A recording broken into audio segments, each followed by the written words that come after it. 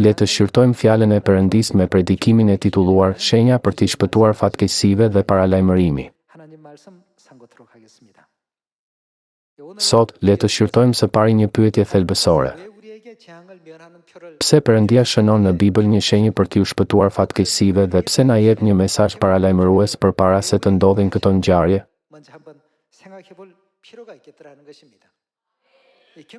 Kur jepet një mesazh paralajmërues, duhet ta dëgjojmë me vëmendje. Mosbindja do të sjellë pashmangshmërisht dëm. Për shembull, në një parking apartamentesh, kishte një tabelë paralajmëruese: mos parkoni këtu. Duke mos gjetur vend tjetër, një burr e shpërfilli paralajmërimin dhe parkoi atje gjithsesi.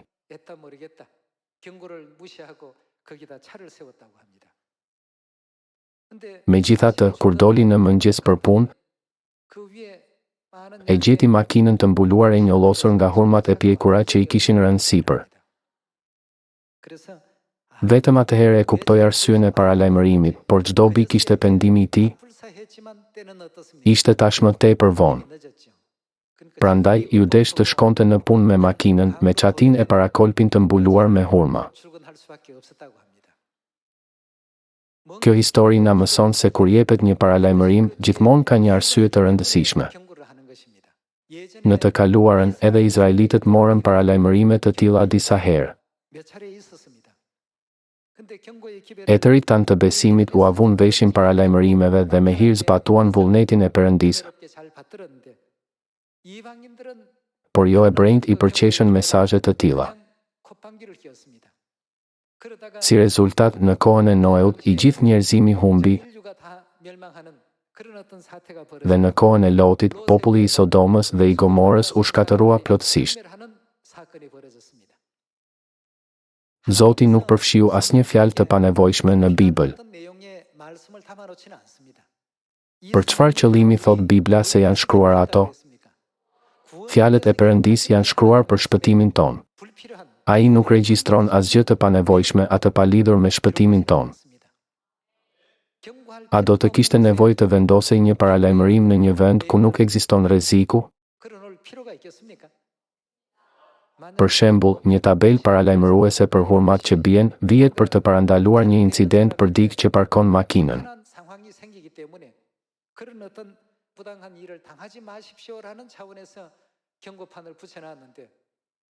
Nëse njerëzit e injorojnë, në fund do ta paguajnë çmimin. Prandaj, sot, me predikimin shenja për t'i shpëtuar fatkeqësive dhe paralajmërimi,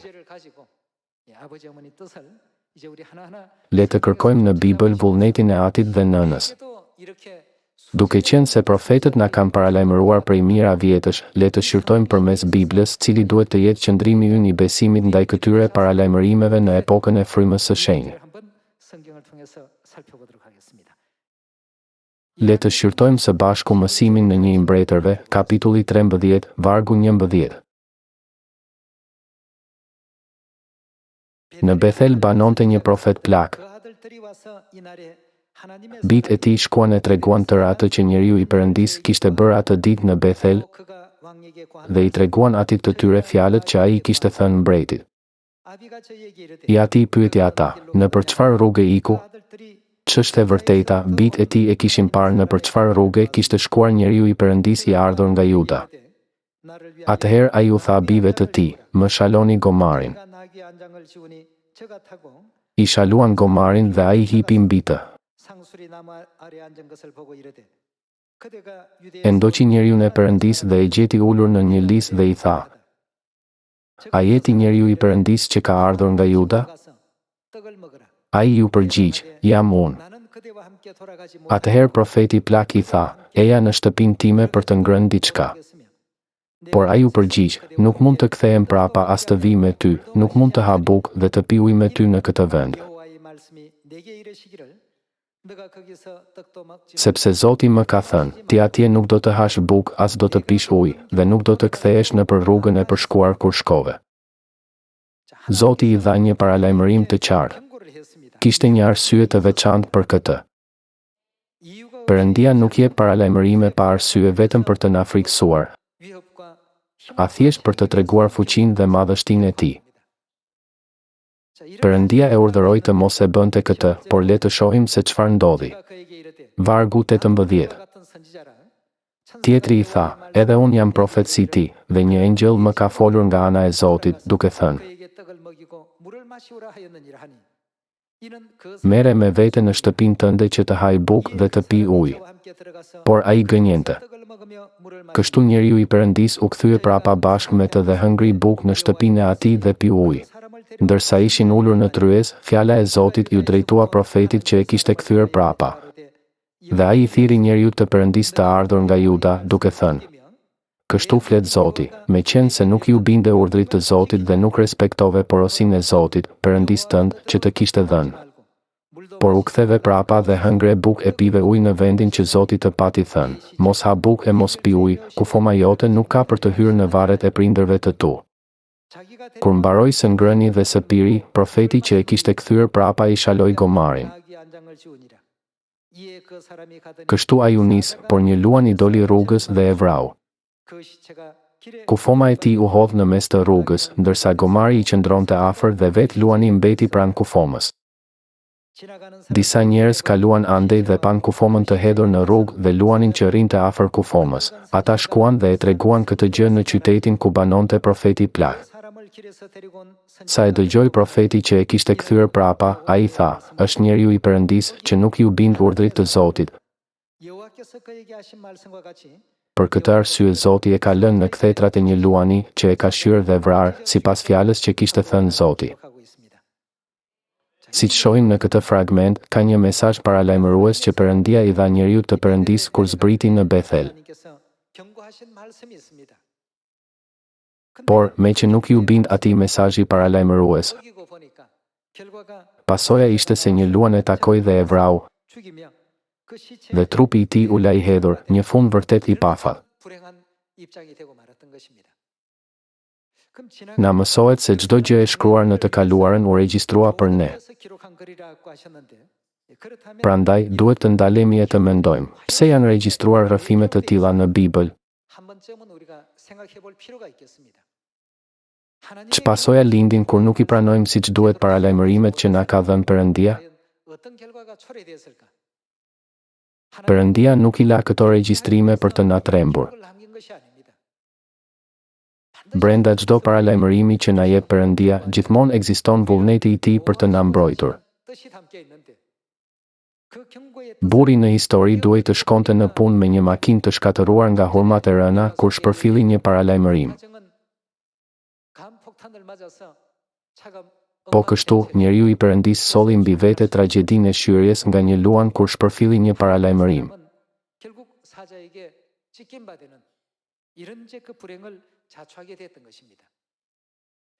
Pastaj duhet të shqyrtojmë pse Perëndia na jep urdhërime të tilla në këtë epokë, duke thënë: Jini të përgatitur dhe jini gati dhe merrni vulën e Pashkës së Beslidhjes së re, që të shpëtoni nga fatkeqësia e fundit.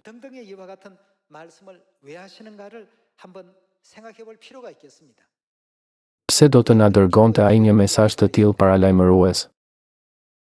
Rreth 3500 vjet më parë, në kohën e Mojsiut, populli i Izraelit jetonte në tokën e Egjiptit. Pak para eksodit të tyre nga Egjipti, pikërisht natën para se të largoheshin, Perëndia i urdhëroi ata të mbanin Pashkën. Nëpërmjet saj, Perëndia e çliroi popullin e Izraelit nga vendi mëkatar i Egjiptit.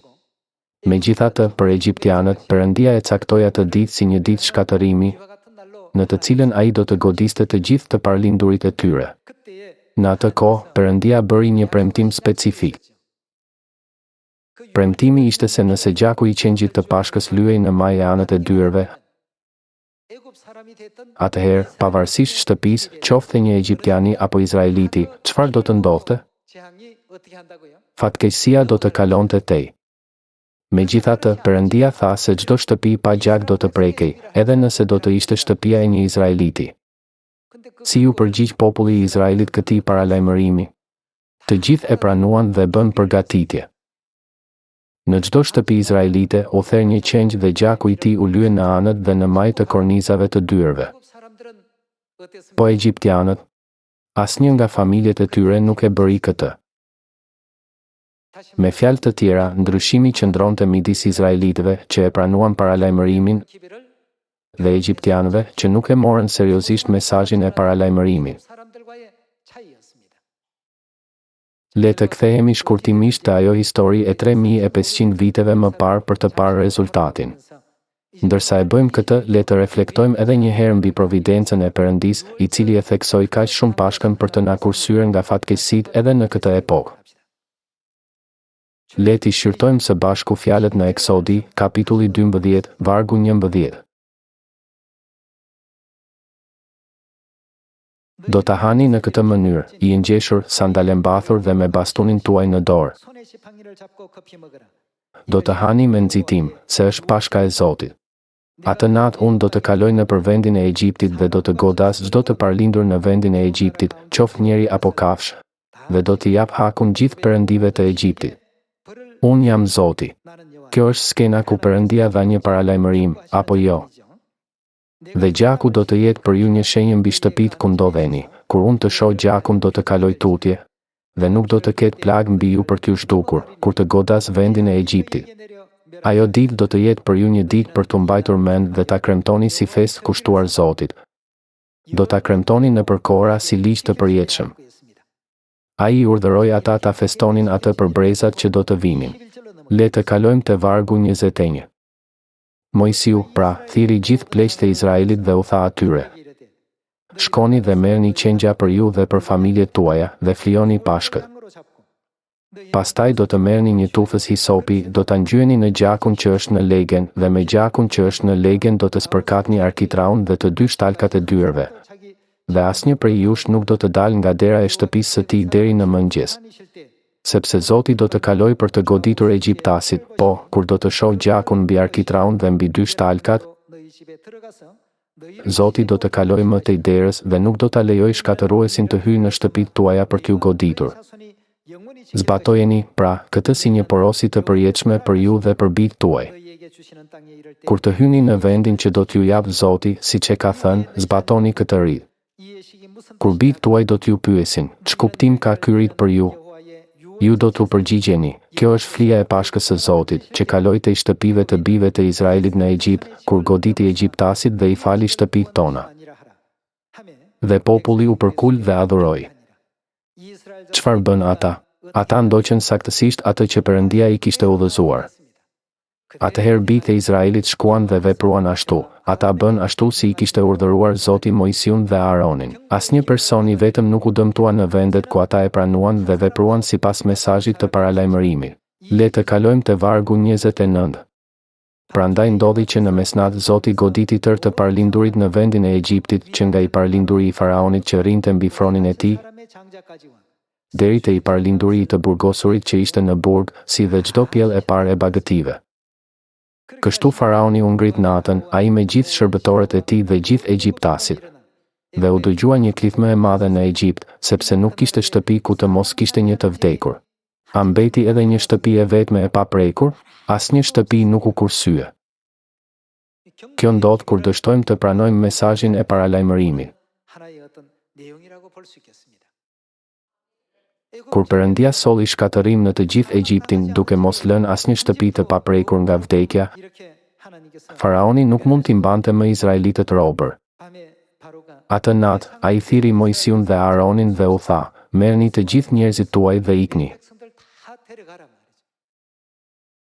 Rrëfimi i çlirimit të tyre fillon në vargun 31. Nëse shohim historinë e 3500 viteve më pare,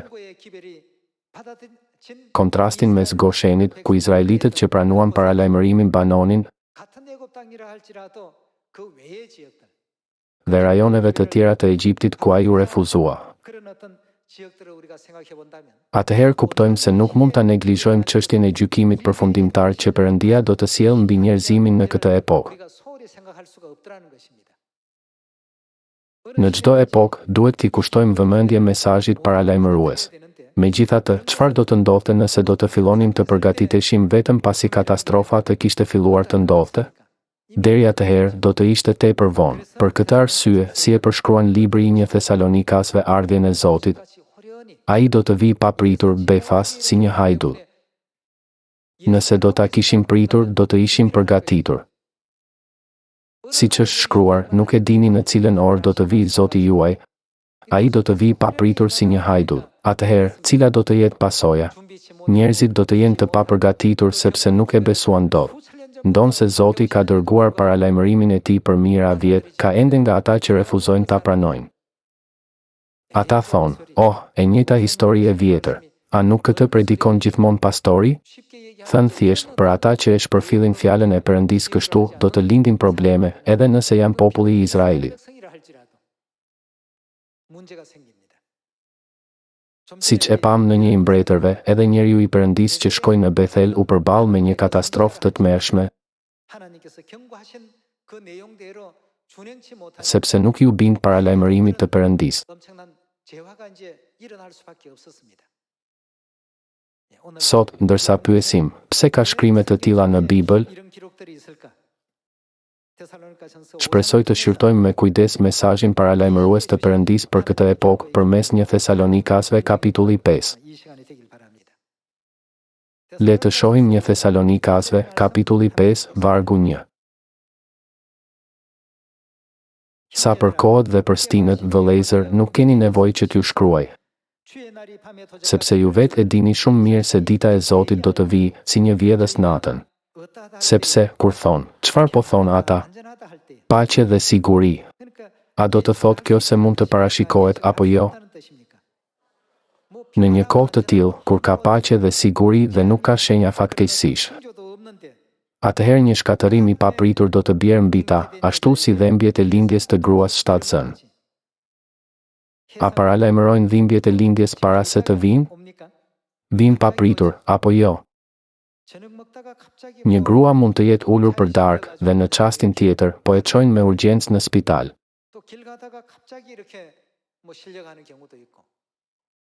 Dikush tjetër mund të jetë duke ecur në rrugë dhe pa pritmas, është koha.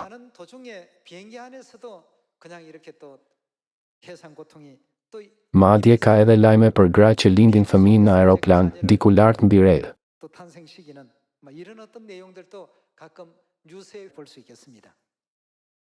Një shkatërim i papritur do të bjerë mbi ta, si do të vijë mbi ta shkatërimi. Ashtu si dhimbjet e lindjes të gruas shtatzën dhe nuk do të shpëtojnë. Çfarë do të thotë fjala papritur? Do të thotë se nuk ka kohë për t'u përgatitur. Vjen ndërsa janë plotësisht të papërgatitur. Çfarë ndodh pastaj? Bibla thotë, ata nuk do të shpëtojnë. Nga çfarë nuk mund të shpëtojnë? Thotë se kurse si s'do t'i shpëtojnë katastrofës dhe shkatërimin. Prandaj, ç'duhet të bëjmë tani? As na ka paralajmëruar? Për mijëra vjet, Zoti na ka paralajmëruar për këtë epokë, por njerëzit e shpërfillin duke thënë, sigurisht jo. Këto gjëra kalojnë. Realiteti po bëhet si historia e djalit që bërtiti ujë. 2 Pjetrit kapitulli 3, vargu 6. Për shkak të cilit bota e atëhershme u mbulua nga uji dhe humbi, ndërsa qiejt dhe dheu i sotshëm janë ruajtur nga e njëjta fjalë për zjarrin të rezervuar. Duhet të pyesim veten, pse ekzistojnë këto fjalë? Pse profetët, të frymëzuar nga fryma e shenjtë, i regjistruan dhe i lanë këto shkrime për ne në Bibël? Kjo është diçka që duhet ta marrim për zemër. Këto janë paralajmërime. Prandaj, jini gati për këto gjëra. Jini gati. Shkatërimi nuk vjen pas shumë shenjash. Ai vjen befas, pa lajmërim. Kur ura seongsu u shemb, a u shemb pak nga pak? Shumë makina me njerëz që shkonin në punë ishin mbi urë. Nxënësit hipën në autobus për në shkollë. Pastaj, befas, ura u thye dhe u shemb. Të gjitha këto ndodhen në një çast. Po ta dinin, me siguri askush nuk do të kishte kaluar atë urë. Megjithatë, Zoti parashikon gjithçka. Pra, ç'bën ai? Me që ai sheh fundin që në fillim na paralajmëroi ne, fëmijët e tij. Ai na i bëri të ditur. Në ditët e fundit shkruhet se, ndërsa bota e Noeut u shkatërrua nga përmbytja, Qiejt dhe toka e sotme janë ruajtur për zjarr, për ditën e gjyqit dhe shkatërimit të pabesëve. Por Perëndia na dërgoi këtë paralajmërim për një arsye. Ai s'do që ndokush të humbas, por që të gjithë të pendohen. Të kalojmë te vargu 9. Zoti nuk vonon plotësimin e premtimit të tij, siç disa besojnë që ai bën, por është i durueshëm ndaj nesh, sepse nuk do që ndokush të humbas, por që të gjithë të vinë në pendim. Përmes këtij mesazhi paralajmërues, Perëndia dëshiron që të gjithë fëmijët e tij të pendohen shpejt dhe të vinë në rrugën e shpëtimit. Vargu 10. Dhe dita e Zotit do të vijë si një vjedhës natën, atë ditë qiejt do të shkojnë me krismë, elementet do të shkrihen nga të nxehtit dhe veprat dhe toka që janë në të do të digjen krejt. Përderisa të gjitha këto gjëra duhet të shkatërohen, si. Me që këto gjëra do të ndodhin, çfarë njerëzish duhet të jemi? Historia e së shkuarës është hije e së ardhmes. Ndaj duhet të shohim historinë e kohës së Mojsiut 3500 vjet më parë. Kur shikojmë prapa, ç'u ndodhi familjeve që nuk e përfillën mesazhin paralajmërues? Asnjë shtëpi nuk i shpëtoi shkatërimin. Bibla thot se familjet që ju bindën paralajmërimit të Zotit, therën qengjin e pashkës dhe lyen me gjak kornizat e dyrëve, morën hirin e çlirimit nga fatkeqësia, kur engjëlli shkatërues kaloi mbi shtëpitë e tyre. Le ta shohim përsëri vargun 11. Përderisa të gjitha këto gjëra duhet të shkatërohen, si të mos duhet të keni një sjellje të shenjtë dhe të perëndishme, duke pritur dhe shpejtuar ardhjen e ditës së Perëndis, për shkak të së cilës qiejt në flak do të treten, dhe elementet të konsumuar nga nxehtësia do të shkrihen? Megjithatë, çfarë kemi ne?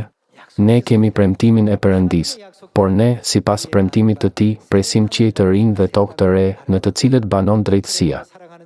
Prandaj, shumë të dashur, duke i pritur këto gjëra, përpiquni të jeni përpara tij të papërlyer dhe të paqortueshëm në paqe. Sigurisht, ky premtim i Zotit na është dhënë. Në çdo kohë, kur vjen një paralajmërim, ata që e shpërfillin do të shkatërohen. Në kohën e Sodomës dhe të Gomorës, si u përgjigjen dhënduret e Lotit mesazhit paralajmërues? E shpërfillën dhe vdiqën. Nëse e përçmojmë mesazhin paralajmërues, të gjithë do të shkatërohemi. Për më tepër, ky shkatërim nuk mbaron me shkatërimin e trupit. Bashkë me shkatërimin e trupit, çfarë shkatërimi tjetër vjen gjithashtu? Me që kjo çon në shkatërimin e përjetshëm të shpirtit, duhet të shpallim shpejt paralajmërimin e Zotit që të gjithë të shpëtojnë fatkeqësive me pashkën e beslidhjes së re, siç bëri Loti me dhënduret e tij për gjykimin mbi Sodomën dhe Gomorën. Këto fjalë janë në Bibël për një qëllim. Nuk duhet t'i shohim kurrë me indiferencë. Le ta gdhendim premtimin e Zotit te Psalmi kapitulli 91. Fëmijët e Zotit që i binden vullnetit të tij do të mbrohen nga fatkeqësitë dhe do të jenë të sigurt edhe nëse 1000 bien në krahun e tyre dhe 10.000 në të djathtën e tyre. Psalmi kapitulli 91 vargu 7. 1000 do të bien në krahun tënd dhe 10.000 në të djathtën tënde. Fakti që 1000 dhe 10.000 do të bien nuk i referohet fatkeqësive të vogla ku vdesin 1 ose 2 njerëz. Mund të themi se kjo fatkeqësi është vërtet një fatkeqësi e jashtëzakonshme. 1000 do të bien në krahun tënd dhe 10.000 në të djathtën tënde, por aty nuk do të afrohet. Pse fatkeqësia nuk mund të afrohet atyre? A nuk është kjo për shkak se ka një shenjë nga Zoti që e pengon atë të afrohet atyre? Ai na ka dhënë të gjithëve shenjën për t'i shpëtuar fatkeqësive. Në Zbules, ku thuhet se është vendosur ajo shenjë, thotë se vula është vendosur në ballin ton. A nuk e ka bërë ai atë në mënyrë që të mos na bëhet kurrë dëm? Le të vazhdojmë. Mjafton që ti të këqyresh me sytë e ty dhe do të shikosh shpërblimin e të pabesëve. Duke qenë se ke thënë, o Zot, ti je streha ime dhe e ke bërë shumë të lartin strehën tënde, nuk do të gjej asnjë e keqe, asnjë plag nuk do t'i afrohet çadrës sate. Sepse ai do të urdhërojë engjëjt e tij të ruajnë në të gjitha rrugët e tua. Ata do të mbajnë në duart e tyre, me qëllim që këmba jote të mos pengohet nga ndonjë gur. Ti do të ecësh mbi luanin dhe gjarprin helmues, do të shkelësh luanin e vogël dhe kuçedrën. Duke qenë se ai ka vënë mbi mua dashurinë e tij. Çfarë do të bëj Zoti? Unë do ta çliroj. Në fund të fundit, çfarë lloj njerëzish janë ata që e duan Zotin? Tek Gjoni kapitulli 14, vargu 15, thuhet, nëse më doni, zbatoni urdhërimet e mia. Atëherë, cilit prej urdhërimeve të Perëndis i referohet kjo? Ndërsa e mbajmë të shenjtë urdhrin e Pashkës, a nuk na ka dhënë ai premtimin për t'i shpëtuar fatkeqësive? Le të kthehemi te Gjoni kapitulli 14, vargu 15. Nëse më doni, nëse e doni vërtet Perëndin, çfarë duhet të bëni? Zbatoni urdhërimet e mia. Le të kalojmë te vargu 21. Kush ka urdhërimet e mia dhe i zbaton, është ai që më do.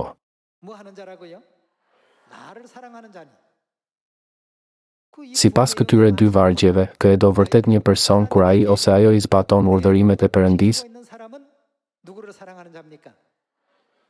Në Psalmin kapitulli 91, Perëndia thot, 1.000 do të bien në krahun tënd dhe 10.000 në të djathtën tënde, por çfarë do të bëj ty kjo murtaj? Aty nuk do të afrohet. Cilët janë njerëzit që i zbatojnë urdhërimet e Perëndis? A nuk janë ata bijtë e Sionit, populli i festave? Midis festave, Pashka e Beslidhjes së Re përmban premtimin për t'i shpëtuar fatkeqësive. Për të gjithë që morën vullën me Pashkën e Beslidhjes së Re, Perëndia ka një premtim të qartë. Edhe kur 1.000 bien pranë tyre e 10.000 në të djathtën e tyre, jo për 1-2 veta, por për njerëz të panumërt që vuajnë fatkeqësi njëherësh. Ai do t'i shpëtoj, do të qëndroj me ta, do t'i mbroj, duke mos lejuar asnjë fatkeqësi pranë tendës së tyre. Ky paralajmërim nuk është vetëm një paralajmërim që i jepet njerëzimit për 1 ose 2 vjet. Ky është një paralajmërim që është përcjell për mijëra vjet. Ata që thonë, nuk e pash këtë paralajmërim, nuk kam dëgjuar për të, janë gënjeshtar. Një paralajmërim për 1-2 vjet ka peshë. Edhe një paralajmërim për 1 ditë është efektiv. Por Zoti ka paralajmëruar për më shumë se 1.000 vjet. Prandaj, s'mund të justifikohemi si nuk e pash, ndaj nuk e dija, ose edhe pse ishte, s'dukej e vërtet, ndaj nuk e zbatova. Prandaj, lutem që edhe nëse fatkeqësi të tilla na bien papritur, të gjithë të ikim në Sion, që me atin dhe nënën të çlirohemi plotësisht nga çdo fatkeqësi dhe të shpresojmë në mbretërinë e përjetshme të qiejve.